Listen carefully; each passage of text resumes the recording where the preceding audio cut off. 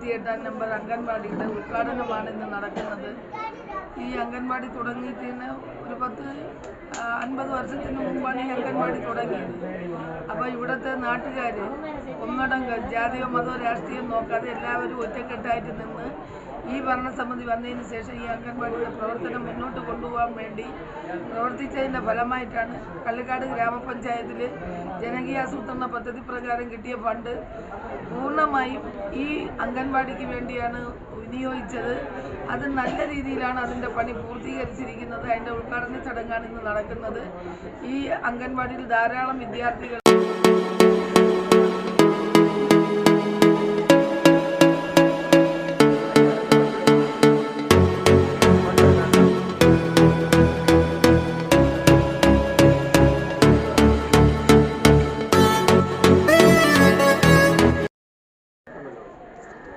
1987 അന്നത്തെ തിരുവനന്തപുരം ജില്ലാ കളക്ടറായിരുന്ന ശ്രീമതി സുധാ പിള്ള ഉദ്ഘാടനം ചെയ്ത അംഗൻവാടിയാണ്.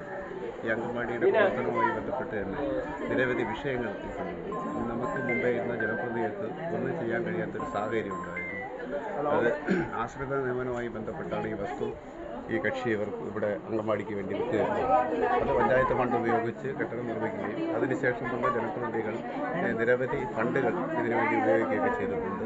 ഇതിൻ്റെ മെയിൻ്റനൻസ് ഫണ്ടും മറ്റുള്ള കാര്യങ്ങളും ICDSൻ്റെ കീഴിലുള്ള പ്രവർത്തനങ്ങൾ നല്ല രീതിയിൽ നടന്നു വരുന്നു. പെരുങ്കടമുള്ള ബ്ലോക്ക് പഞ്ചായത്തിൻ്റെയും കള്ളിക്കാട് ഗ്രാമപഞ്ചായത്ത്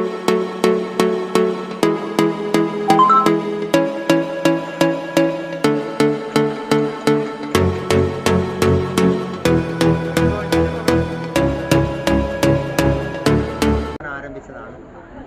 ഈ അംഗൻവാടിയുടെ പുതിയ മന്ദിരത്തിൻ്റെ നിർമ്മാണ പ്രവർത്തനം പൂർത്തിയാക്കി ഇന്ന് ഇത് കുട്ടികൾക്ക് കൂടുതൽ ആധുനിക സജ്ജീകരണങ്ങളോടുകൂടി തുറന്നു കൊടുക്കുകയാണ്.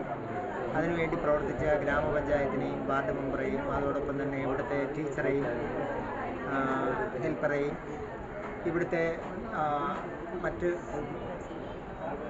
സൂപ്പർവൈസർ CDPO ഒട്ടനവധിയായ പ്രതിസന്ധികൾ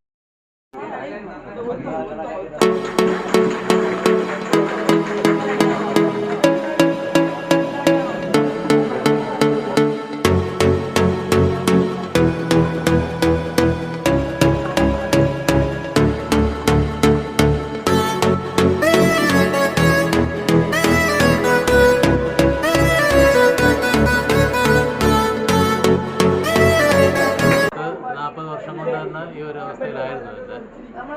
അപ്പം ഇപ്പോഴത്തെ ഒരു പഞ്ചായത്തിൻ്റെയും ബാക്കി നാട്ടുകാരുടെയും സംയുക്തമായ പ്രവർത്തനത്തിൻ്റെ ഭാഗമായിട്ട് ഇത് നല്ല രീതിയിലൊന്ന് പുനരുദ്ധീകരിക്കാനും അതേപോലെ തന്നെ നല്ല രീതിയിൽ അതിൻ്റെ ഉദ്ഘാടനം നിർവഹിക്കാനും പറ്റുമെന്ന് വിചാരിക്കുന്നു. എൻ്റെ മോനും ഇപ്പോൾ ഇവിടെയാണ് പഠിക്കുന്നത്. അപ്പം ഈ അംഗൻവാടിക്ക് എല്ലാവിധ ഭാവങ്ങളും നേർന്നുകൊണ്ടിരുന്നു.